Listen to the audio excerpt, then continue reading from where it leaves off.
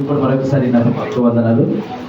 మరి ఇంతమంది దైవజనుల మధ్య నేను మాట్లాడడం అనేది అసలు నిజంగా అల్పుని, చాలా అల్పుని. ఎందుకంటే మరి వాక్యం తెలిసినట్టు చాలా పెద్దలు ఉన్నారు.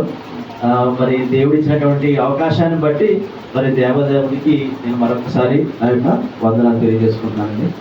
సరే, మరి వాక్యదానం చేసే ముందుగా చిన్న ప్రార్థన చేద్దాం. ఆల్రెడీ ప్రార్థన చేశారు, నేను కొంచెం ప్రార్థన చేయాలి. చిన్న ప్రార్థన.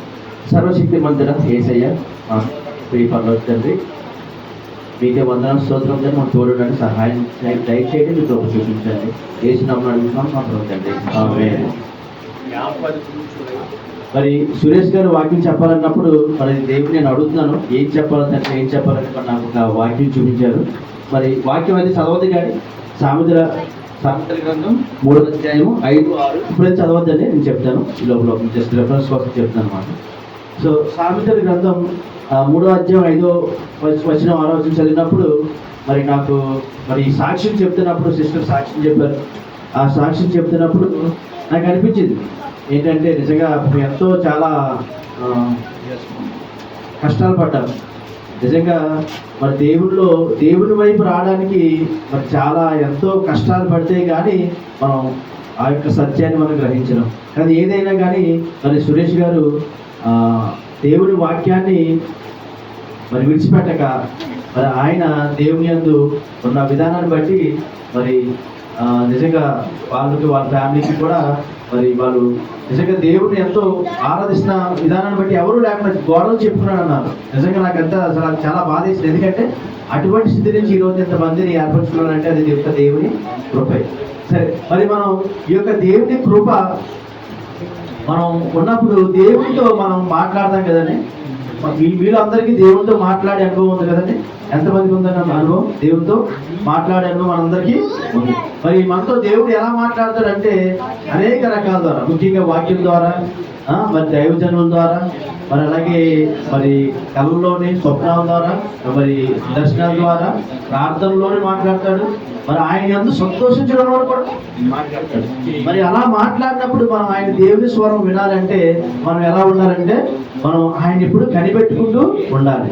మరి ఆయన మనందరికీ తెలిసి కనిపెట్టుకుని ఉండాలి. కానీ మనం ప్రతిసారి కనిపెడతామా లేదా అన్నది మనం చాలా జాగ్రత్తగా ఉండాలి. ఎందుకంటే అపవాది గర్జించే సింహం వల్లే మనందరినీ రిగివే అంటే మన యొక్క కనబడికలు తప్పించడానికి చాలా వరకు కూడా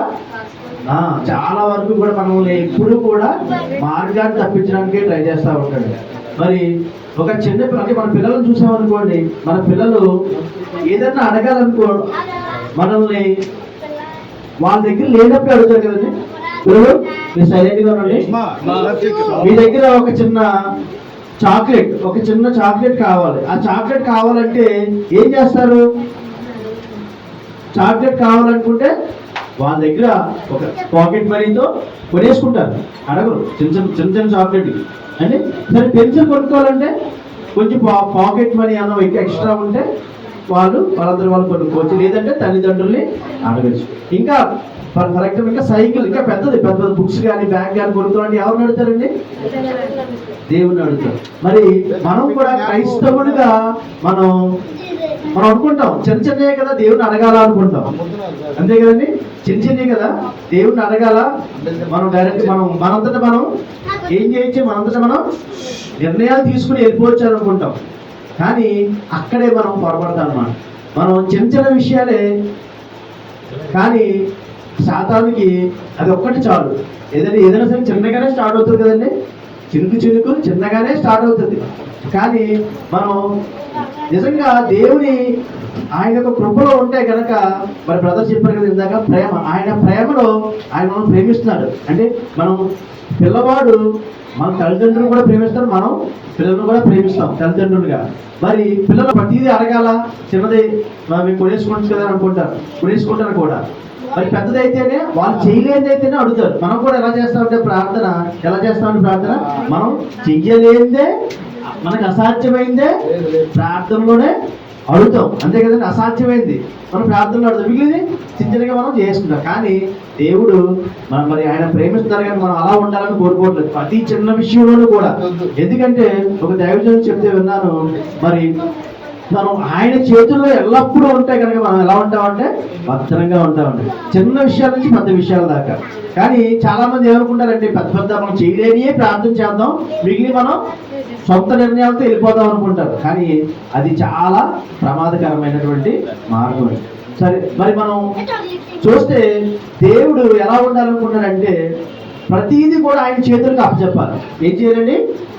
ఆయన చేతులు ప్రతీది కూడా ఆయన చేతులకు అప్పచెప్తే ఆయన ఆ ప్రతి కార్యంలో కూడా ఆయన చెయ్యి ఆ కార్యాల్లో ఉంటుంది. ఆయన చెయ్యి ఆ కార్యాల్లో ఉండాలంటే మనం ఏం చేయాలి? మనం ప్రతీది కూడా ఆయన చేతికి అప్పచెప్పాలి. ఆయన చేతులకి అప్పచెప్పినప్పుడు మనం ఎవరి హస్తాల్లో ఉంటాం? దేవుని హస్తాల్లో చిన్నపిల్లలాగే మనం ఒదిగిబడి ఉంటాం. మనకి ఇంకా ఎటువంటి మరి ప్రమాదం కూడా పొంచేటువంటి అటువంటి స్థితి అనేది ఉండదు ఖచ్చితంగా. కాబట్టి మనం ఏం చేయాలంటే ప్రార్థనలో మనం ఖచ్చితంగా మనం పడగొడతారనమాట. సరే, మన ప్రార్థన ఎలా ఉండాలి అంటే మనం ఆయనతో ఒక సాంగత్యం కలిగేటువంటి విధంగా, అంటే ఫ్రెండ్స్తో మాట్లాడుతున్నట్టుగా ఉండాలి. అంతేగాని మనం గ్రాంధికంగా అంటే పాత తెలుగులో ఉన్నటువంటి ఒక రకమైనటువంటి గ్రాంధికంగా లేదా పెద్దవాళ్ళు ఇచ్చేస్తున్న గ్రాంధికంగా ఉండకుండా మన ఫ్రెండ్తో, దేవుడు ఎవరండి? ఆయన మన ఒక ఫ్రెండ్, మన తండ్రి, మన రకరకాల అబ్బా మన మొత్తం ఇలా చూస్తే ఆయన అసలు ఫ్రెండ్ కంటే ఎక్కువ ఆయనతో ఎలా మాట్లాడారంటే ఎప్పుడు అడుగుతాం. మనం నడుస్తున్నా కానీ, కూర్చున్నా కానీ, పడుకున్నా కానీ మనం ఎప్పుడు కూడా మనసులో ఆయనతో మాట్లాడాలన్నమాట. మనం చేసే పని విషయంలో ఆ పనులన్నీ మనం ఆయనకి అప్పచెప్పాలి. మరి ఈ రోజున మరి దేవుడు సురేష్ గారితో మాట్లాడుతున్నటువంటి వాక్యాన్ని మరొకసారి మనం చదువుదామండి. 3వ అధ్యాయం, సామెతల 3వ అధ్యాయము 5-6 వచనాలు. నీ స్వబుద్ధిని ఆధారం చేసుకొనక నీ స్వబుద్ధిని ఆధారం చేసుకొనక పూర్ణ హృదయంతో యెహోవా యందు నమ్మకముంచుము. నీ ప్రవర్తన అంతటి యందు ఆయన అధికారమును ఒప్పుకోను. ఎవరు అధికారం ఒప్పుకోవాలండి? మన ప్రవర్తన అంతటి. అక్కడెక్కడ అని చెప్పారండి ముక్కలుగా? మన ప్రవర్తన, మనం నడిచినా, పడుకున్నా, కూర్చున్నా, వెళ్ళినా, ఎక్కడ మన ప్రతి ప్రవర్తనలోని మన సురేష్ గారి కుటుంబానికి దేవుడు సెలవిస్తున్న మాట ఏంటంటే ప్రతి విషయం వాళ్ళు ఆల్రెడీ చేస్తున్నారు, కానీ ఎక్కడ కూడా ఏమరపాటుకుండా ఉండకుండా మరొకసారి గుర్తు చేస్తున్నారు ఈ రోజు వాక్యం ద్వారా. ప్రతి విషయాన్ని కూడా చిన్న విషయం అని పెద్ద విషయం అని మరి మనం ఆయన చేతికి అప్పచెప్పుకుందాం, మరి ఆయన చేతి నీడలో ఉందాం. మరొకసారి ఈ అవకాశం ఇచ్చినటువంటి మరి సురేష్ గారికి, అలాగే ఉన్నటువంటి దైవజనులందరికీ కూడా నా హృదయపూర్వక వందనాలు తెలియజేస్తూ ముగిస్తాను. Thank you so much.